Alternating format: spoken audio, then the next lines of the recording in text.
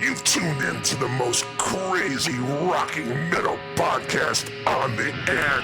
Ladies and gentlemen, welcome to Metal from the Inside.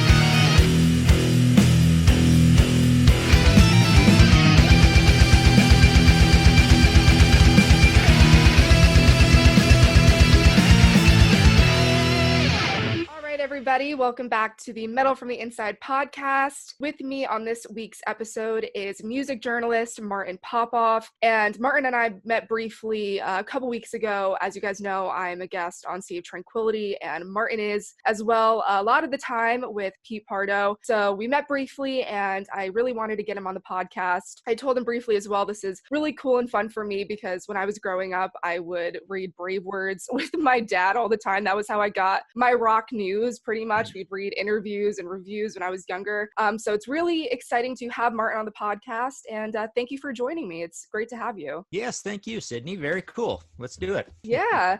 So kind of just getting right into it, I've known a lot about, obviously, the books you've written, your work with Brave Words, kind of everything in between. But, kind of preparing for this, I realized I didn't know too much about your background, just kind of getting started in your love for music. So, you were a kid in the early 70s, right? So what was the catalyst for you in getting into music, whether that was a specific memory or a specific band, what was that start like for you? Well, the first thing, it's kind of odd. There was this Columbia Record Club in the old days, right? And I grew up in a small town in British Columbia. And I remember getting that stuff with the negative option billing, right? They'd send you stuff. You'd have to send it back and that. And I remember the first things for some odd reason were like Steppenwolf Gold and Three Dog Night Live and Creedence Clearwater Revival. And, for no real reason. And, there was a little bit of heaviness and extremity in some of that. And it was almost like it was in the vocals or whatever, but older brothers of friends or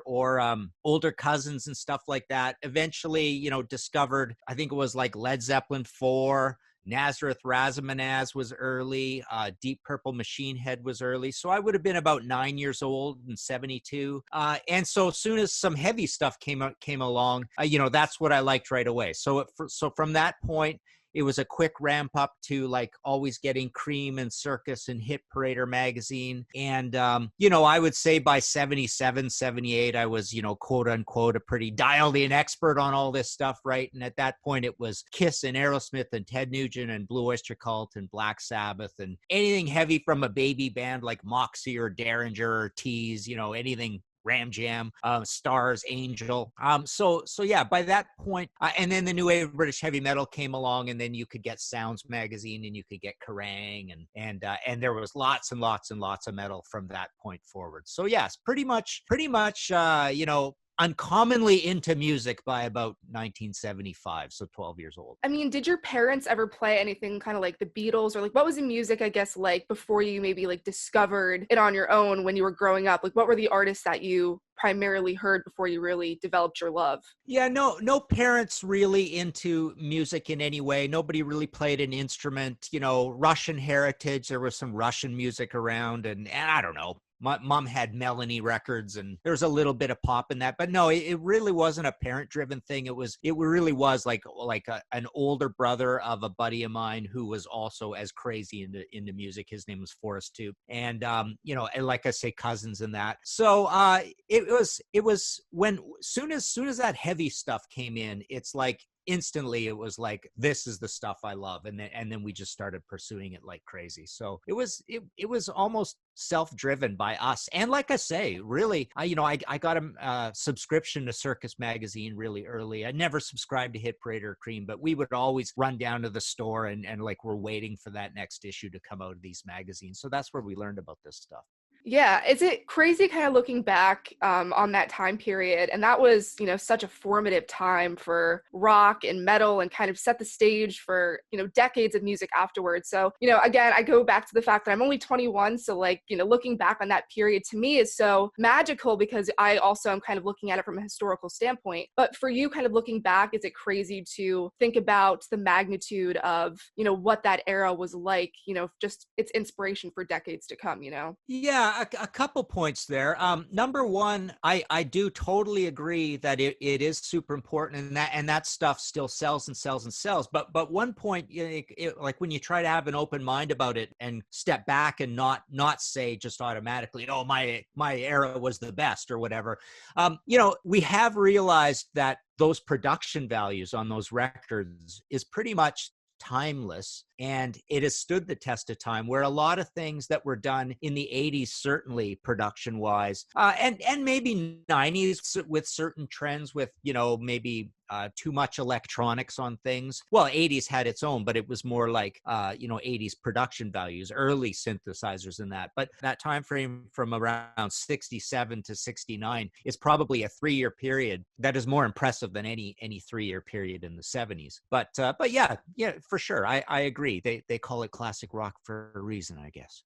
During that time of getting into music, and like you said, eventually you were kind of a full-fledged music fanatic. I mean, when you were younger and really getting into this stuff, and even as you kind of grew into a teenager and everything, I mean, did you ever envision that you would eventually have like a career of some sort in the music industry? Or was it something that kind of happened to you organically without kind of any dream of having it, be your career? Yeah, it was pretty organic, and I never really thought of it as any sort of career. I mean, I did a BA in English. I did an MBA in business and marketing. So I did 6 years of university, went and worked for Xerox for about 3 years, and then had my own business with a buddy of mine, desktop publishing and print broking. That went from 90 to 2000, when he was from South Africa and he moved to New Zealand at that point, and we sold the business. So that's when I actually went full time with it. But go back to 1993, that's when I self-published a book of record reviews. So that kind of got the ball rolling. Like, hey, I've made this big book. That was the first thing I ever did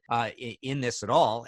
But I thought, I've got all this knowledge. I'm going to put this all down, in one organized place. So that was like 1900 heavy metal record reviews, which was pretty weird at the time. Like, a lot of people didn't do that, and there weren't a lot of heavy metal books out. And this is pre-internet, right? So, 94, I hooked up with Tim Henderson. We started Brave Words and Bloody Knuckles. Tim was running the big heavy metal department at the HMV in downtown Toronto, basically right at the busiest intersection of all of Canada. And it was a big, massive store with huge selection. Like, he was quite a mover and shaker in retail doing this. He did that right out of university, and he actually went to the same university I did, McMaster, for my master's. But so we started that. He was breaking away a little bit from Drew Masters and Meat Magazine. That was Toronto's previous metal magazine. So once we started that in May of 94, that's when things really ramped up. That first book came out through a publisher. Then I did another 2 or 3 books with that same publisher. We were interviewing bands all the time. We were writing tons and tons of reviews all the time. So I was getting this massive amount of reviews that could go into a next book, which eventually happened. But that big ramp up was, so I was doing all that on the side from 94 to 2000.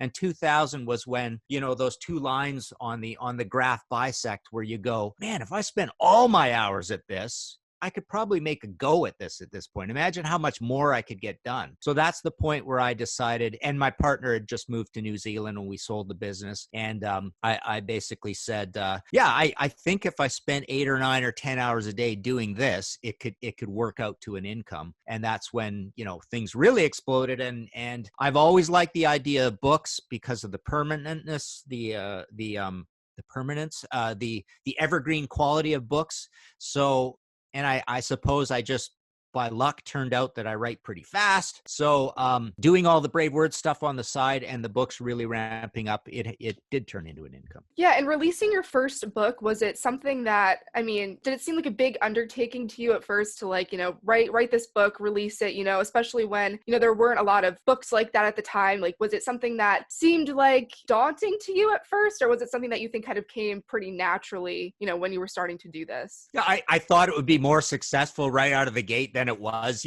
We printed 2,000 copies of it. It took years to get rid of them all, but I was so determined and such a metalhead. Like, I would drive for hours and put them in on consignment in places and all this stuff, right? Like, you're so enthusiastic at the beginning, and it's probably, honestly, the book that I got the most press and the biggest press on. I did TV shows and all this stuff, and that's because I cared so much, right? And as time goes on and you do 90 books, you eventually don't care at all about any of that stuff, right? But you're on such a mission when you're young and you have this and you're obsessed with this thing that you did, and not a lot of people have ever done stuff like that. And like I was saying, the amount of metal books in the marketplace kind of rose exponentially over the years, and so there wasn't really much like it out at the time. But yeah, it's funny. You just have this belief when you're young and you're enthusiastic about it, and you basically drive this thing down people's throats. The press or whatever, review this damn thing, right? And then later on, you don't even care.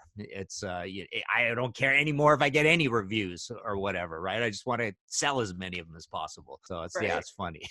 Yeah, I mean, you talked about obviously releasing that book and then starting Brave Words, which at first was obviously a print magazine. For you, I guess, looking into the way the industry has changed, because obviously print has fallen out of popularity as the years have gone on, technology spiking. Now we're looking at Brave Words Online, like I mentioned, and, Blabbermouth and all of these different, sites that are coming up and, are primarily the way people get rock news now. I mean, how has that change, been like for you? And has it affected your career really in any way, whether that be negative or positive, just like your perspective? Yeah, it's funny. So October 2008, Brave Words, Tim, I remember having this discussion with Tim. He said, you know what? Our ads went from $30,000 I think these are the numbers. I haven't thought about this for a while. He goes, our ads went from $30,000 an issue this month down to $1,500. And this was the time of the massive, almost the collapse of the economy. If you remember, there was this huge recession at the time. I mean, it didn't last very long, but 08 to 09, there was like banks needed infusion of money and all this. So, and at the same time, Canada's other big magazine, Chart, went under, and Metal Edge and Metal Forces, Metal Edge. What's the heavy version of Metal Edge called again? Metal Maniacs. That's it. Metal Maniacs. Remember? And I think they were run by the same company. And within, a month or 2 or 3 months or something, all the magazines went away. So how did it affect things? I mean, Tim had been running the website since 1996, really, which is, essentially the start of the internet was 96. But so he had that going, and he was really good at it, and he spent a lot of time at it. So the website was already well renowned. So print going away didn't change much, but then we had the other big blip 10 years later. I would say, yeah, it was starting around there, but the demise of physical product, right? So the industry shrunk in a lot of ways. When you don't have trucks driving around plastic all over the place, everything is smaller, right? And those, paying $15 for CD and all that stuff, and music being essentially free. So that shrunk the industry a lot as well. So, I don't know what happened. I mean, I was writing less liner notes. Obviously, we didn't have a magazine anymore. Ad revenues were down, but I essentially kept doing lots and lots and lots of books, and that became my main thing more so over time. So I suppose what happened is I was writing way less, periodic journalism, the stuff that only lasts a little while, and more evergreen things like books, right? So less and less print magazines. Now I'm down to literally print magazines. The only one I really write for now is Goldmine, and I write a little bit for Brave Words, but I don't really, all the pay rates went down. More magazines went out of business over time. I remember when CMJ went out of business. I used to write for one called Livewire. They went out of business, right? So yeah, I guess what happened is books never really had that big drop off. It had no technological thing hammering it to death other than ebooks, but print books are out there way more so in proportion to print CDs, right? So I guess I just slowly moved more over to books and didn't really notice a big difference. Well, I love the fact that you still put out physical books, because like you said, like the permanence, factor of, having one, and it's nice to still see physical products. I'm a big physical physical product person. I buy albums, I buy vinyl, I buy books, and it's like scary to think that maybe one day that won't be the case anymore. You know what I mean? Like we're seeing all this, advent of, I feel like every year it's technology is just forever expanding, and more things are moving over to streaming. Like I just had a conversation the other day about movies, and like movies are all moving on to different streaming services. Pretty soon there's not going to be a lot of DVDs anymore, so I do appreciate the fact that you're still putting out physical books, because I feel like it's such a weird lost art it's almost becoming. Yeah, I mean, see, the funny thing is, ebooks are great, and people still buy a lot of ebooks. But it's not like it just took off like the way it's affecting those other two industries, music and movies. And I suppose a book is still a pretty efficient thing, and it keeps you off your screen. It keeps you away from the chair that you have to be in front of your screen. It keeps you away from the small screen. So there's a lot of things about a book that it gives you that eye rest because you're not looking at a screen, right? So I suppose there's all these different reasons, but it's not that expensive. A book could be 20 or 30 or $40 or whatever, but it still is, dozens of hours of entertainment. It takes a while to get through a book, right? So I guess I don't think people actually thought that ebooks would take over much faster, and it totally hasn't happened. I mean, it's essentially been in a slow plateau. It's not more and more and more and more dramatically every year. Yeah, I've tried to read ebooks. I've tried many times, and for me, I can't get into it. I don't know why. To me, it's like holding a physical thing and turning like the page. I don't know, maybe just because how I grew up reading. I don't have, a different way of reading. I kind of just always read a physical book. So I don't know if that's why it never stuck, but I don't really know a lot of people who do read a lot of ebooks. Like it's not, I have a Kindle. I had a Kindle, but I just never really stuck with me. So I think that there's definitely something about having a book and having an opportunity to get off a screen, especially this last year, you know what I mean? We're always on a screen. So to have that opportunity to get off and do something else is beneficial, I feel. Yeah. And you don't really, I mean, it's just not the same sort of artistic consumable as music or movies. I mean, it literally is different, and it's just healthy for you to not be on a screen all the time. So yeah. So like you mentioned earlier, you are a pretty fast writer because you put out a lot of different books every year. I feel like every time I look at your Facebook page, you always releasing a new book and always doing something new. And I know you recently released the Angel book, which is so great. You're doing these different Rush issues as well. And, for you, because I know you've written so many different books already on so many artists throughout your career. But, how do you go about choosing the next, topic or artist for your next book? Because, sometimes I feel like it's endless. There's always new stuff to discover. And, even kind of the more popular bands, the more underground bands of the past or whatever like that. But how do you go about, deciding what your next book is going to be? There's one first really easy answer, and that's who have I accumulated a lot of interviews on over the years, right? And how easy was it to get those interviews and stuff? I did a Queen book, but that's because it was a whole different thing where it was this album by album thing where I got a panel of experts and we all talked about, different studio albums. So I'm interviewing them and doing the Q&A. So there's all these special cases where I can do a book on these other bands, but I've never done a single interview with anybody from Queen. So there are a lot of bands I'm never going to do a conventional book on, but having done Brave Words since 1994, we accumulated. And at one point it was like literally, I would have 15, 20 interviews with a band. And at that point, the light bulb would go off and say, okay, I have something to offer to the world here. I've got some fresh stuff that is my own interview stuff. So that's the main reason. I mean, how many interviews can I get with a band? That's the biggest factor. How will it sell? How many other books have been out there on that band? In certain cases, it seems plausible enough to go to a publisher and talk to them about it. But in other cases, I'll just self-publish it because I don't even want to bother with trying to figure out if there's a publisher who's ever even heard of who Angel is, right? Let alone thinks they could do a book on it, right? So I just do it myself. And it always works out financially about the same. There's no real difference.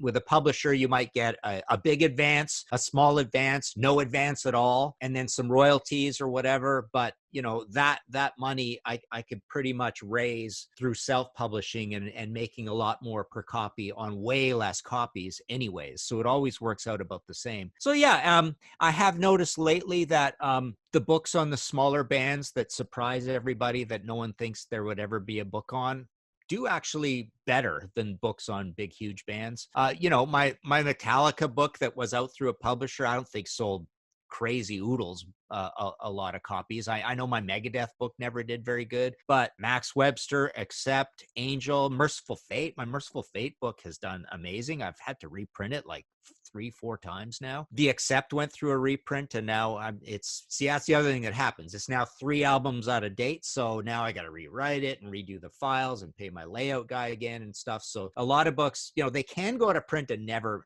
happen again, right? Then I get some foreign language stuff with some of them, so that's cool too. But yeah, so that's the long answer, but the short answer is, who can I get a lot of interviews with, like tell some great stories that hopefully, haven't been heard too many times. Yeah, I guess I never realized that you go back in and you do edit them kind of based on, what's happened since you've written the book. I guess I never realized that was something that you did. You mean updating a book? Yeah, like updating, based on the discography, like, different things that have happened, since the book's release. Yeah, so the odd situations, so I'll give you 2 situations. So I did this nice coffee table, full color throughout, but they were soft cover books on Black Sabbath and Judas Priest with my publisher here in Toronto, ECW Press, in 2005 and 2007. And then they sold and they went out of print, and they were out of print for years. And then, after a while, when they're not going to put stuff back in print, you get the rights back to the text,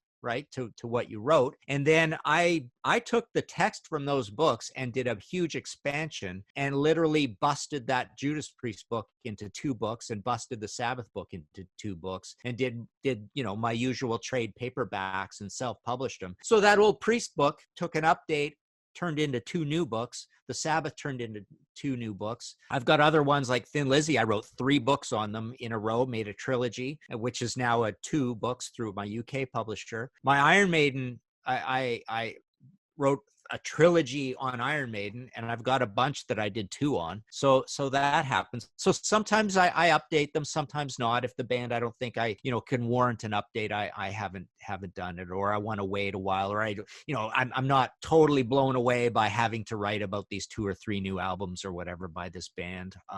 So yeah, some will get updated eventually, changed, and some won't. Right. So kind of as you discussed, you kind of decide what your next book is going to be based on your interviews. And something that I love that you do is the fact that you do use your own interviews, rather than going through like a secondary source or, other sources from other books. And I mean, did you discover that was just kind of the easiest way for you, or the, best way when it comes to quality and writing these books, conducting your own interviews? Or was it something that you just, you realized you had a lot of different things archived throughout the years, and so obviously that was kind of the source material that you pulled from? Yeah, I mean, that's the best stuff, but I will quote from magazines and stuff for sure, and online interviews. I won't quote from other people's books, as you said. I don't like going and using stuff that's actually in books. But the other thing is, I had to write this Led Zeppelin book and this Clash book where all I did was totally hardcore analysis of every single song from the catalog of those 2 bands, and that inspired me to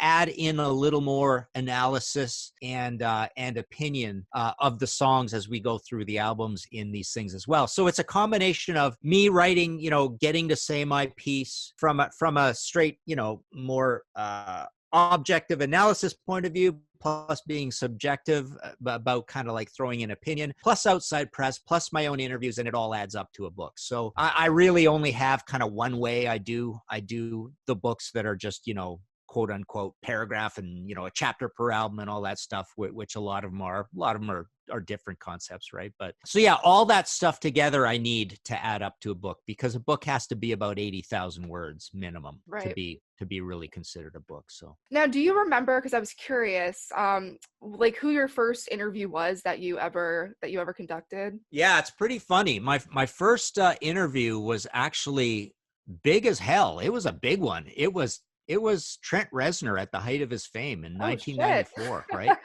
It was when Downward Spiral came out. It was for that album, right? So I was really nervous, right? And back in those days, I had believe it or not, this is how I recorded reviews for a lot of years. You take a pair of headphones, and the muffs on a headphone? Yeah. They're actually microphones. Yes, you can. I've heard of that. Yeah. So I would take the headphones. You plug in the headphones. Yeah, and I'm just remembering this now. So you plug in the headphones, you record on a cassette deck, you wrap the muff of one side of the headphone thing around the phone receiver that I answered the phone on downstairs to do the interview. I would rubber band that quickly, race upstairs, pick up the other phone, and do the interview. Oh, wow. And then I would go downstairs and hit stop on the tape. And that I did that for years. That's how I would do the interviews. And now I've got, a tricky little spy thing that goes on the phone, and you do that. And now obviously we do Zoom interviews quite often. Yeah, right? now it's just easy peasy, right? Yeah. Crazy It how was that's Skype, then it was Zoom, but for a long time it right. was phone. And I've got this recording thing on phone, and I've got this program called Audacity on my computer, and Yeah. I hit record there, and then just talk in the phone. So Yeah, that's you know. what I like. What I do now is if it's not Zoom, yeah, I have like a little recorder that I just I stick next to the phone, and I turn it on, and the audio Yeah. ends up coming out pretty good. But yeah, wow. I mean, like, now you have Yeah. programs, yeah, like this where you just hit record and it records both Yeah. sides of the audio. It's crazy how that happened. Yeah.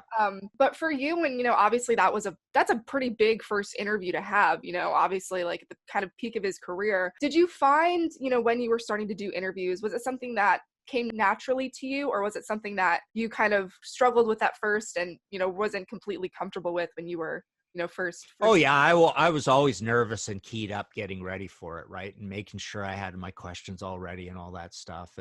And see, I mean, it generally went just fine, right? But I have had a few tape malfunctions and batteries Yeah. running out when you're actually down at the venue and stuff like Oh. that, right? Because I used to have a little handheld cassette recorder that I actually used that. I don't use it in person. I haven't used anything but that. Right. And I remember I was with Kirk Hammett one time, and he, as the story I was interviewing for was album. I think it's the last one this was for. But he had a whole pile of material written for this Metallica album. And then he lost his phone and lost all of it. And all of his writing, he's just not a writer on that last Metallica album. So music history was changed by him losing his phone. So he said, or no, that was it. He didn't lose his phone.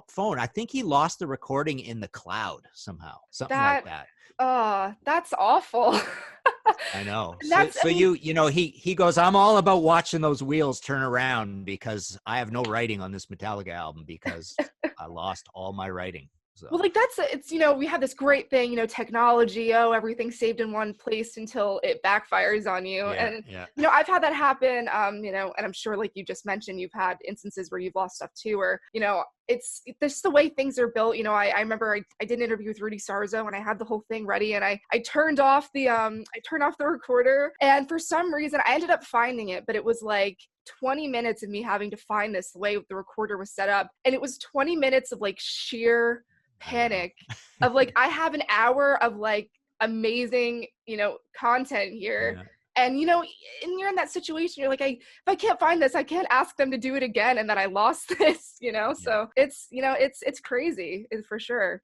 You know what I did once when that happened? I got off the line and I realized I did not have this. I do not have this recorded. And I literally at that moment looked at my questions and reconstructed the entire interview super fast. And it was amazing how I could hear the guy's answers in my head. Almost word for word, or pretty good enough, right? And I could actually write a whole 1,000-word feature or whatever based on, okay, man, I'm just literally putting your words down by memory at this point. So it's right. funny. And it's interesting too, because then obviously you were doing interviews, you were using them to do a print feature, right? You were not having the audio be released a lot of the time. Nowadays, in certain instances when we're doing a podcast or something like that, it is audio that is being released. It's different in that way. So if you like lose audio, you're like, damn, like this is gone, and I can't share it. Although you can you can go back, and I still do transcribed interviews from time to time as well. But wow, that's incredible that you were able to do that. Yeah, so I mean, obviously, like I mentioned, you've been doing a lot of different books. You have the Angel one that just came out. You've been working on this Rush trilogy. What is next for you book-wise? And, can you see yourself, is this something that you're going to just continue to do until, you kind of not lose passion for it, but think that you've kind of written your piece and done what you needed to do? Or is this something that you think you're going to continue to do just into the future, kind of unknown? Yeah, I don't know. I mean, I've always been into art and I want to do more art stuff. And I've done a lot of things recently. And I used to paint big time in the 90s and I sold a bunch of stuff and then I kind of quit. And so I want to get back to that. But I've been doing a lot of illustrating, like illustration with just pencil these days. And I'm actually going to use some of those illustrations in a Blue Oyster Cult Imaginos related book. So I would like to do more art. But, book ideas, just the ones I really should get to that I know will sell enough to be worthwhile doing. There's got to be 8 or 10 of those and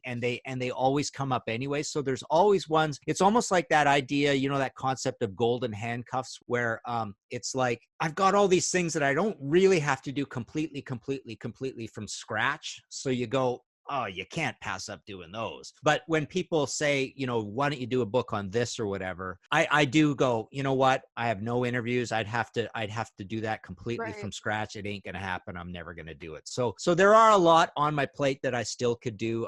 What I'm doing now, I'm just, the Rush Driven book is coming out. So that's called Driven, Rush in the 90s and in the End. I just finished a book on the band Sweet. So that's going to go to my layout guy shortly. So there's those two. What else? I may finish this thing that's been sort of shelved where I'm going to put all my stuff together on Blue Cheer, New York Dolls, MC5, Stooges, and Dictators in one book. And then, I really should update my old way out of date Dio book and my way out of date I could do an Aussie, probably a 2-part Aussie thing if I wanted to. So there's a lot where ideas just come up all the time. And I'm doing all these ones, that's right, all these coffee table books for Weimar in the UK. So we've got a Uriah Heep that I just got a proof of yesterday that I'm going to start going through. That'll be cool. And then we're going to do a Nazareth one, and we always have those too. So, you just keep getting asked to do stuff, and then you say yes, and you go, oh, why did I say yes to have you ever thought about writing an autobiography of some sort? No, I don't think so. It would just be too boring. I don't anything about me is exciting. There's no point. I don't have any ego in this at all. Having said that, everybody's always asked me to write a Kiss book, right? And I thought of one interesting way to write a Kiss book, and I actually started it, and it does flip into autobiography a little bit because it's a little bit about because this is like, I don't have tons of Kiss interviews and there have been a million Kiss books out there. So I've always said, no, I never want to do a Kiss book. But this thing that I kind of started on, which was fairly satisfying, was growing up with Kiss and seeing all the different phases of what happened out in pop culture and in music and in my life throughout all of Kiss history, because I got the first album as a new release and was consciously there for all these different phases. And the reason it sort of made sense is that Kiss tried various trends and did all sorts of different things. There's a lot of action in the Kiss story all throughout time, right? So that actually almost is looking a tiny bit like an autobiography, but it's almost like just the idea of growing up with Kiss and what was happening semi in your life a little bit with every Kiss album, but also what was happening out there in the music world. So that's the closest I'm ever going to get to an autobiography. Right. I feel like that's something, though, that a lot of people would connect with because, you kind of look back on people, getting into rock, and Kiss was such a formative band for so many people, especially kind of growing up in the 70s. So I feel like that would be a book that a lot of people, and a story that a lot of people would also relate to. Yeah. And people have done these books. Obviously, the big one was Chuck Klosterman, Detroit, what is it called? Fargo Rock City, right? And I've got a few other buddies who have written what they are essentially is the story of rock and roll, the story of metal or hair metal or whatever, from your own point of view with a lot of you in it, kind of thing. Right. So that's all it is. So it's not a straight autobiography. It's more like, hey, I was there and this is what I did with this band or during the time when this album came out. And I remember buying it and blah, blah, blah, and all that kind of thing. So it's a combo unit, right? Yeah. I'm definitely excited to read everything that you have coming up. Like you said, you have a lot of stuff coming up. You're always writing. So I'm looking forward to that. Before I let you go, at the end of every single one of my interviews, I ask the same 5 questions. They're kind of rapid fire, but not, you can answer them at your own pace. They're kind of just the same 5 questions I always ask. The first one is, if you weren't in the profession that you're currently in, so music journalist, writer, what do you think that you would be doing? Artist, for sure. I totally would rather be in the art thing. I think about art all the time. I buy tons of art books. I watch art documentaries all the time. I do art, so that's it. Awesome. Number two is, what is something that you wish everybody knew about you? Whether that was like a secret talent or like a guilty pleasure that you have, kind of anything. Uh Again, I would have to go back to art. I mean, I've done a lot of stuff that a lot of people have never seen, and I would like to, I would definitely like to have that out there in the world. Yeah, I mean, I know that you've done some art pieces and things like that, but I guess I never also really knew that you were, an artist and super, super into it, on the side, and something that you love so much. So yeah, that's a great answer. Number three, if you were stranded on a desert island and you only had 3 records to bring with you to listen to, what would they be? I'll get to that, but just to go back a minute, people are Yeah. always surprised as a writer that I don't care about writing fiction, don't care about writing fiction at all, and I've slowly stopped reading fiction even. And people always say, oh, I can't believe you don't want to be a rock star, right? And it's like, no, I would rather be an artist. In terms of creative pursuits, I've seen how hard a life being a rock star is. I really don't want to do it. I don't want all that collaboration and how much work it is. And I like when everything's up to you and it's a solitary pursuit and you're not dependent on a whole network of people. So, to me, the top of the whole Maslow's hierarchy of needs is creativity. And I absolutely have no desire to write fiction and no desire really to make music. I mean, some desire to make music, but not a lot. I mean, it literally would be visual art. So back to your question about the Desert Island Records, 3 Desert Island records, right? You said Yeah. So albums, not bands. Okay. yeah. Let's see. They pretty much all have to be double albums because you're going to get bored of a single album soon. So I'll pick some double albums that I don't know enough about. Fleetwood Mac Tusk, maybe. Pretty weird choice. I never thought I'd be saying that to this question. I always think Frank Zappa would be my desert island band because there's so much to listen to and it takes you forever to really master what's going on there. So I'll pick a Frank Zappa double album. Let's go with Tinseltown Rebellion. No, let's go with You Are What You Is because that is my favorite Frank Zappa album. It's got a lot of short songs and they're all commercial songs. Let's see. What would be another good one? Let's go with Clash Sandinista because it's a triple album and I love the Clash. They are one of my favorite bands of all time. So yeah, I mean, because there are so many albums, if you get asked that question, you think, what are your favorite albums of all time? But we're all sick of our favorite albums. Right. That's what I was just going to say when you brought up I don't the want to Tusk pick those. thing. You brought up the Tusk thing. It was like, that's a thing that when I'm asked this question and even people who answer it, that's never something that I've even thought of, yeah, you should probably be picking an album that you haven't heard a lot so that, by the time you are sick of it, it's, whatever, you're on the island doing whatever, you're not even worrying about how you're sick of the album. So no, that's such a creative answer. I never even thought of that myself. Exactly. If you do bring double albums, you've got enough stuff that you might be able to make a little bit of a raft out of to get off. Yeah, you have enough material, the gatefold, you can open it up and put them together. Yeah, I always say in a perfect world, you would be able to barter records with somebody else. Somebody else on the island would have records and you'd be able to trade. If it was an ideal situation. But So the fourth question is, what is one piece of advice that you would give to your younger self? The big one, I think, is get in a lot of activity and a lot of energy into your work life now, because you will eventually start losing energy and enthusiasm for getting stuff done. So I would say get more things done when you're young, because later on you will just be doing less and you just won't care as much, right? So when I see entrepreneurs and people pursuing their dreams and becoming rock stars or artists or writers and stuff and just getting in there in their early 20s or whatever, it's like you should go do that, because that is when you will really set yourself up for life and just really to become an expert on something. Also, when I say to people who want to write books on anything, I say, go off and write something that you're an expert on or you love so much that you don't mind becoming an expert on. And because that's really what you've got to offer to the world, right? So I think when you're an expert on something and you're really into something in your 20s and stuff, if you get in on the ground floor early enough, by the time you hit your 30s and 40s, you're going to be like a crazy expert on it. So there you go.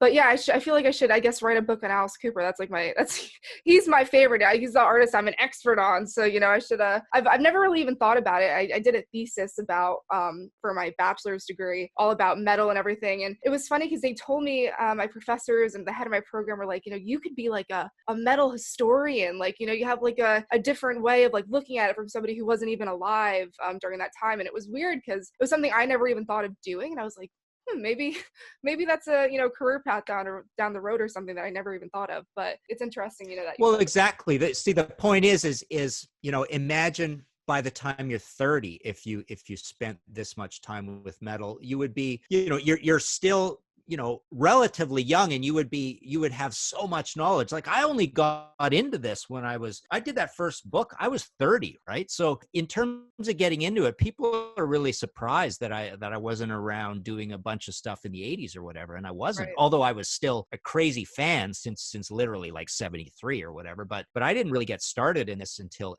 later on. So it's like when I see people who are young and into it, I mean, you could be, imagine if you spent 8 years on this, 8 more years on this, and at that point you're only 30, right? Yeah. So Yeah, no, that's the goal. I think about that, with every interview I do, I'm like, yeah, this is just like, stepping stone to the next thing, or kind of like you said, kind of like set me up. So no, I love the advice section because I always take it to heart too about my own life, what people have to say. But the last question I have is kind of more of a fun question. If you could have one superpower, what would it be? Live forever. That would be a good one. That would be a good Right? one. Mortality, You yeah. can plan everything. That's really it. I mean, when everybody has everything, that's the one thing they don't have. They can't live forever. So Yeah. No, yeah, great answer. absolutely. Because then you could schedule and plan and do literally everything, right? Yeah, you never have to miss out on anything. Yeah, that's one that I've thought of too. It's and there's like pros and cons to that probably too, but yeah, no, that's a good one. Well, thank you so much again for taking the time out of your morning to come on. Like I said, this was a lot of fun for me. I've been, reading your stuff forever, and I'm really happy to have you on. So I really appreciate you taking the time. Cool. Yeah, this was fun. Thanks for thinking of having me.